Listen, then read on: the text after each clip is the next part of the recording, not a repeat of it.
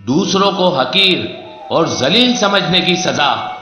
اللہ کے رسول نے فرمایا، جو شخص کسی مومن مرد یا مومنہ عورت کو ذلیل سمجھے گا یا اس کی غربت و تنگدستی کی وجہ سے اسے حقیر جانے گا تو اللہ قیامت کے دن اسے لوگوں کے سامنے لا کر رسوا فرمائے گا۔ شیطان کے لیے ناگوار ترین چیز، اللہ کے رسول نے فرمایا، شیطان کے لیے قرآن پر نگاہ کرتے ہوئے تلاوت کرنے سے زیادہ کوئی چیز سخت نہیں۔ دعا۔ رسول خدا حضرت محمد مصطفیٰ صلی اللہ علیہ وآلہ وسلم نے فرمایا، تمہارا رب بڑی حیا والا کریم ہے، اسے اس بات سے حیا آتی ہے کہ بندہ اس کے حضور ہاتھ پھیلائے اور وہ اسے خالی پلٹا دے۔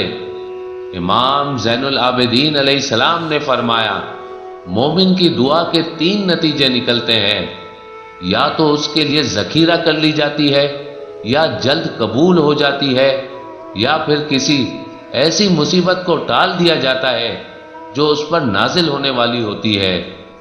سب سے اچھا عمل، اللہ کے رسول نے فرمایا، اللہ کے ہاں بہترین کاموں میں سے ایک تپتے ہوئے پیاسے جگر کو ٹھنڈا سیراب کرنا ہے۔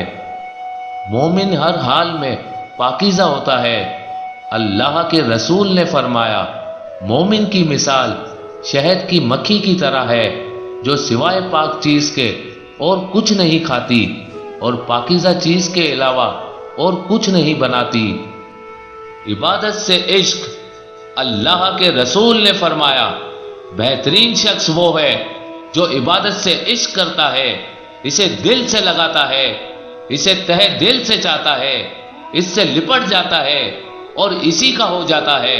وہ اس بات کی پرواہ نہیں کرتا کہ وہ دنیا میں خوشحالی کی زندگی بسر کر رہا ہے یا تنگ دستی میں۔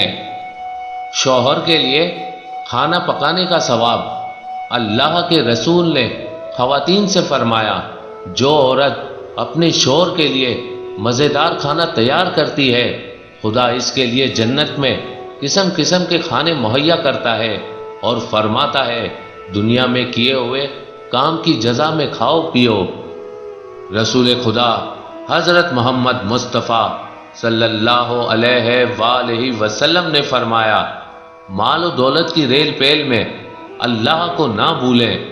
مجھے اپنے بعد اپنی امت کے بارے میں 3 چیزوں کا خوف ہے، ان میں سے ایک یہ ہے کہ ان کے درمیان مال و دولت کی ریل پیل ہو جس کے نتیجے میں وہ سرکش اور ناشکرے بن جائیں۔ بیماریوں کا ایسے بھی علاج کیا جا سکتا ہے۔ اللہ کے رسول نے فرمایا، خدائے لا شریک صدقے کے باعث بیماریوں اور تکلیفوں کو دور فرماتا ہے۔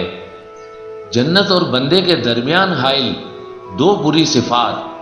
امام رضا علیہ السلام سے روایت ہے کہ ایک شخص نے رسول خدا صلی اللہ علیہ وآلہ وسلم سے عرض کیا، یا رسول اللہ، مجھے کوئی ایسا کام سکھائیے کہ اس کے اور جنت کے درمیان کوئی فاصلہ اور رکاوٹ حائل نہ ہو۔